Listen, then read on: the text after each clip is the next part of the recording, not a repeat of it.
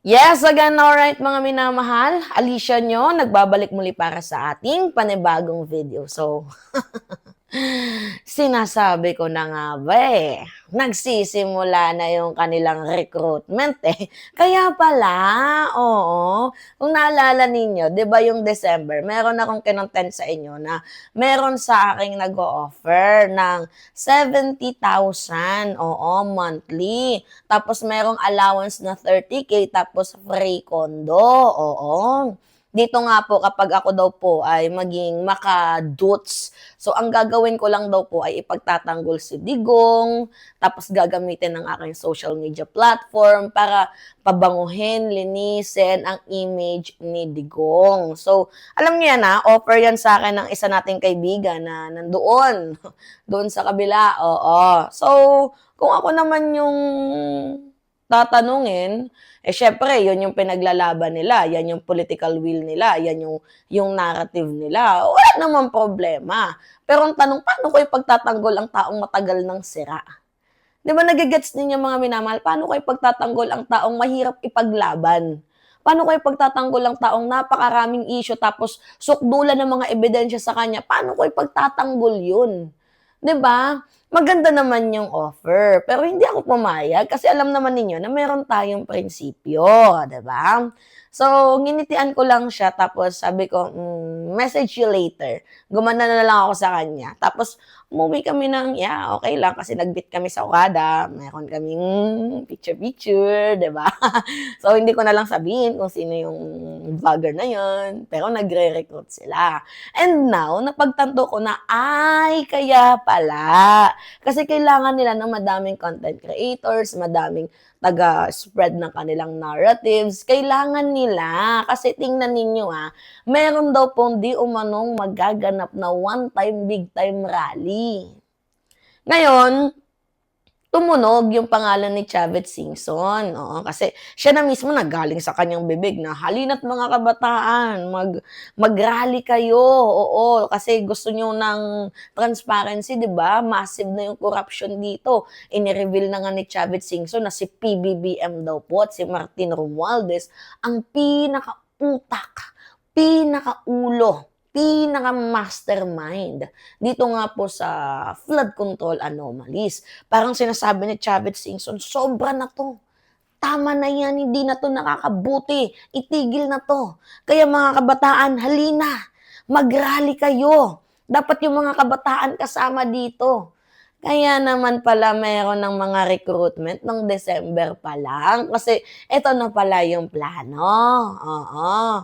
Ay, tingnan natin sa ating Facebook page. Baka mamaya may nag-message na naman kay Mima.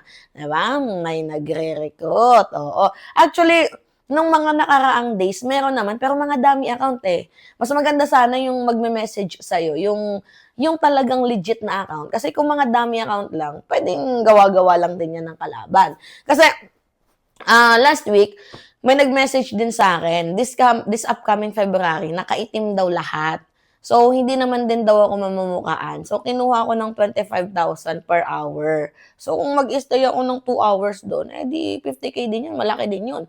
Hindi din naman daw mahalata yung mukha ko kasi lahat daw lahat daw kami nakaganito.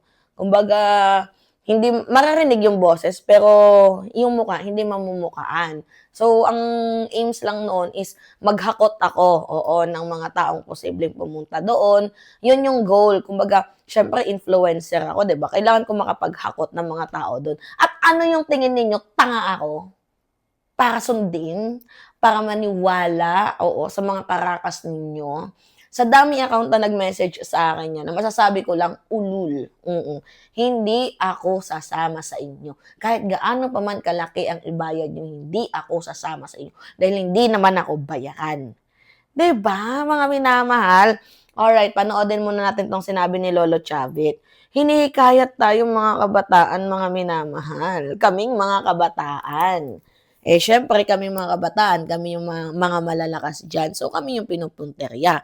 Kaya sa mga kabataan diyan out there, be mindful sa mga kilos, protesta, sa mga lakad na pupuntahan ninyo. Baka yan yung ikapahamak ng ating future. Alright, panoodin natin itong sinabi ni Manong Chavit. Atat na atat We will schedule a one-time, big-time rally. Oh. And nakikiusap ako sa lahat ng religious organization, lahat ng nagmamahal sa ating bansa, lahat ng ayaw sa katimalian, ang grabe corruption. So lahat, tinanyayaan ko kayo, pero magtatanong ako kung kailan yun, but it should be ASAP. And we'll march to Malacanang. Yung rally, one-time, big-time rally na sabi nyo, kinakasan ninyo, kakausapin nyo yung mga religious sector at lahat ng galit sa korupsyon. Sa tingin nyo ba, Gov, ay mas makabubuting ito itaon sa February? Sa buwan ng February kasi nung yung 40 years na sinasabi ninyo ay nangyari din ho nung February 1986. Nasa grupo yan dahil I will not decide for the date. Pag decide yung religious organizations and the opposition, lahat na nagmamahal sa ating bansa, tatawagin ko lahat at tawagin nyo rin ako, mag-iusap ako na sila. So meaning, mga minamahal, so meaning, si Chavit Singson ang likod, nasa likod ng lahat ng mga rally? Tama ba? Bakit para bang atat na atat itong si Manong Chavit? Paulit-ulit na lang, to be honest mga minamahal, ako napapansin ko. Paulit-ulit ang mga DDS sa rally nila. Meron dating hakbang ng maisog. 'Di ba? Tapos bring FPRRD home. Tapos rally for transparency. Ang dami na nilang sinagawang rally. Hindi na nga natin mabilang eh. Oo, kasi ang ibang political religious dyan, nakikisapi na rin.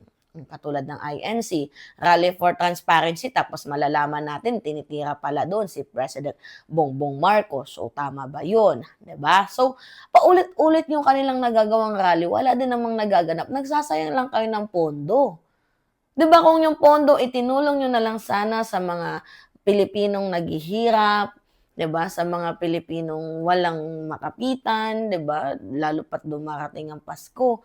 So, ito yung nakakapagtaka talaga mga minamahal. Bakit umabot sila sa punto na kailangan nilang gumastos ng napakalaking pondo para lamang magsagawa ng rally? For what reason? 'Di ba? Tsaka paulit-ulit na wala din namang nangyayari. So, for what reason pa? Para i-push through nila. 'Di ba? At saka 'di ba kung gusto ninyong mapatalsik ang presidente bilang president ng bansang Pilipinas, bakit ang gawin ninyo, mag-file na lang kayo ng impeachment complaint, idaan ninyo sa laban na patas, sa patas na laban. 'Di ba katulad ng ginagawa ng ng ibang mga grupo, nag-file sila ng impeachment complaint laban nga po dito kay Vice President Sara Duterte. So, yan, patas na grupo yan, patas na laban yan kasi based on facts, based on evidence. Hindi katulad nito, magtatatag kayo ng destabilization, susugurin ng Malacanang, magpuputukan, di ba? Hindi natin alam kung ano yung mangyayaring gulo dyan, kung sakali, baka magkaroon ng stampede, di ba? So, bakit kailangang puro sa rally? Hindi nyo ba alam na every time na nagkakaroon ng rally tas nagfe-failed kayo sa mga pinaglalaban ninyo, pinagtatawanan lang kayo? Hindi nyo ba naiisip yan, yung credibility ninyo nawawala? At saka galing pa mismo sa isang taong kurakot, di umano, ang magsasabi na kailangan nating mag-rally, sino yung maniniwala sa'yo? Wala. 'Di ba okay sana kung mataas yung credibility mo, pero wala eh. 'Di ba, mga minamahal? Alright, continue tayo. Sige, ano pa ba sabi dito? Kakaloka. We will schedule Yung mga religious sector at lahat ng galit sa korupsyon. Sa tingin nyo ba, Gov, ay mas makabubuting ito itaon sa February? Sa buwan ng February kasi nung yung 40 years na sinasabi ninyo ay nangyari din ho nung February 1986.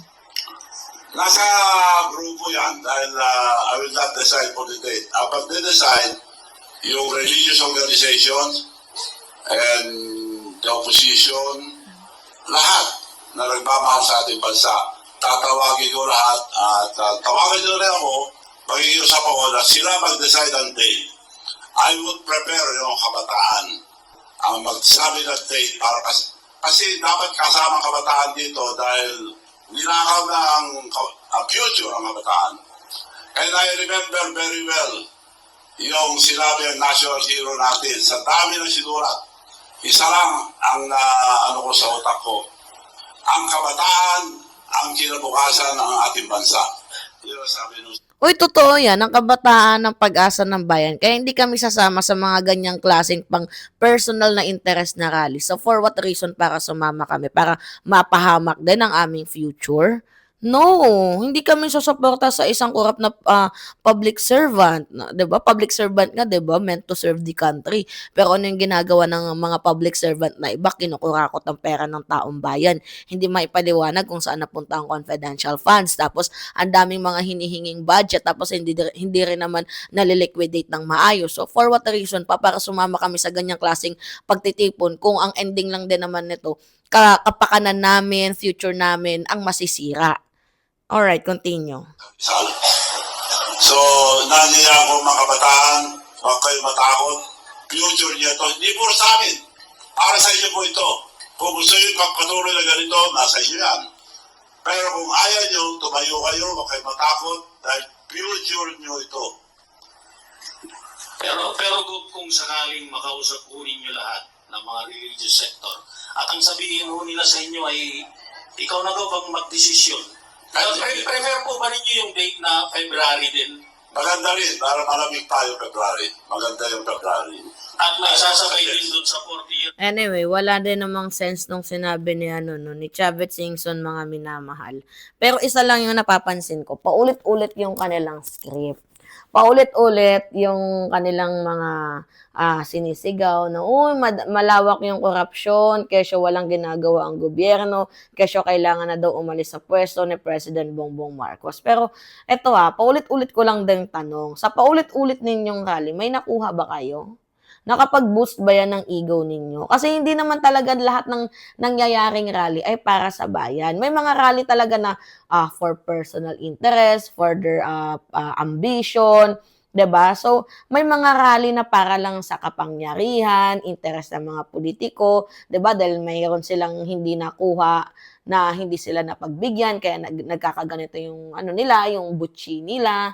So, sa tingin ninyo, kapag nag-rally kayo tapos sinama niyo yung mga kabataan, tapos at the end of the day nag-failed yung attempt ninyo, sa tingin ninyo makakapag-boost ba yan ng ego ninyo? Hindi niyo ba naiisip na madaming kabataan ang nag-aaral, madaming mga trabahante ang nagtatrabaho, nakakagulo kayo sa traffic? Di ba hindi niyo ba yun iniisip? Kaya nga minsan napapaisip ako yung biglang pag-alboroto ng butchi ni Chavez Singson, meron ba siyang proyekto na hindi na-approve? Meron ba siyang hininging pabor na hindi siya napagbigyan? May mga business deal kaya siyang na-deny ng Malacanang? Kasi kung titingnan natin yung kanyang tono, talagang atat na atat Kumbaga sa bumtarat-tarat yung atake niya, todo hila, tapos todo kuha ng mga tao. Na ito yung gagawin natin, ito yung plano natin, ito yung natin, aims natin, ito yung goal natin. Alam mo, Chavez, kung tunay na para sa bayan ang ginagawa mo, you should do it in the, right process. 'Di ba? Hindi yung sa panggigipit, hindi yung sa paggamit ng tao, at hindi lalo sa pagkukondisyon sa publiko para magalit sa gobyerno, 'di ba? So ano ba talaga yung layunin ng rally mo na to? For what reason? Para nga ba sa mamamayan or baka para sa sariling interest lamang? Kasi ito yung nakakainis, mga minamahal. Yung mga kabataan, katulad ni Mima, 'di ba? Dapat sana, nag-aaral. Totoo, tama yan yung mga comment ninyo, nag-aaral. Dapat sana nasa silid-aralan. Naghahanda para sa kanilang kinabukasan. Pero binabothered mo sila 'Di ba nagkakaroon ka ng public narrative na ganito yung dapat nating gawin. 'Di ba? Yung mo sila, kino-condition mo sila. 'Di ba ginagawa mo sila yung tagapuno ng crowd kasi may budget di umano. 'Di ba ginagawa mong okay, picturean ko kayo para marami yung sumusuporta dito sa pinaglalaban natin. 'Di ba para nga ba talaga sa kabataan ang pagsasama nila sa gagawin mong rally? Inisip mo ba talagang future ng mga kabataan? 'Di ba? Tawag dito, 2026 na. Character development naman. Yung plano ninyo, actually matagal nyo na yung ginagawa, yung rally, pagpapabagsak, matagal nyo yung ginagawa. Nasa modern age na tayo. Modern world na tayo, Manong Chavez. Oo. Ano pa yan yung mga rally-rally days, panahon pa yan ng kopong-kopong days. Matagal na yan. Sa sobrang tagal niyan, Manong Chavit, old-fashion na yan Kumbaga sa bahay, makalumang style na yan. Sino pa yung maniniwala sa'yo? Pero anyway, the timing is very perfect. Kasi kung gagawin ito this upcoming February, naman na magkakaroon ng impeachment laban dito kay Vice President Sara Duterte. So ano yun? Posibleng blueprint na din ba yun? Posibleng distraction tactic, pressure movement, or para guluhin ng ating gobyerno? Actually, pwedeng mangyari yun, mga minamahal, dahil ang daming gustong sumingit, ang daming gustong umepal, ang daming gustong sumakay, ang daming gustong magmukhang savior, diba? Pero ang tanong, savior nga ba ang gagawin ninyo or power grabber? I'm just asking, diba? At ito pa yung napakasamang realidad. Yes, I know na merong mga sasama dyan kasi merong bayad. Hindi naman lahat ng rally walang bayad. Ako, Diyos mio, mga minamahal. Yung mga nagra-rally dyan, mapapansin ninyo, sisigaw ka lang dyan, may placards, tapos hindi naman alam yung kanilang pinaglalaban. May sasama dyan talaga kasi merong pressure. 'Di ba? Kausapin mo yung principal, dapat ito yung gawin ninyo, yung head teachers. Ito yung gawin ng mga estudyante mo, bibigyan mo ng pondo yung mga guro. Talaga nga namang merong sasama diyan, 'di ba? Or meron din namang sasama dahil gusto lang makasabay sa uso. 'Di ba? Pwedeng ganun. Pero yung paninindigan, yung tunay na pagmamahal sa bansa, meron ba kayo nun? Parang wala Anyway, mga minamahal, hindi ako magsasawa araw-arawin na i-call out itong mga ganitong klaseng pangyayari. Kasi ang totoo, hindi naman corruption yung kanilang pinaglalaban dyan. Yung totoo, gusto nila na sila yung maging batas. Gusto nila sila yung nasusunod. 'Di ba? May mga personal na galit na dinadamay tayo. Manong Chavit, hindi ka ba napapagod? Tanda-tanda na ang sagwa. 'Di ba? So, kung para talaga sa bayan yung intention mo, bakit parang ikaw pa yung pinaka-apektado dito? Bakit parang ikaw yung yung may urge na dapat gawin natin 'to? Parang ikaw yung pinakagalit Ikaw yung pinaka-desperado. Bakit hindi mo hayaan yung mga kabataan na mag-rally ng kusa ng sa kanila?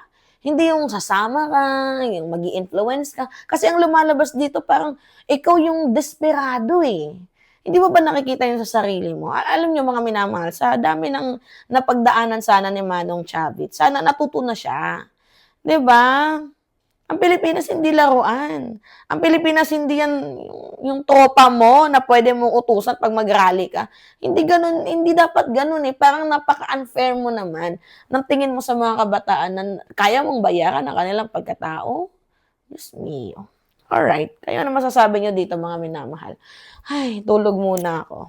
It's me again, Alicia nyo, nagbabalik muli para sa ating panibagong video.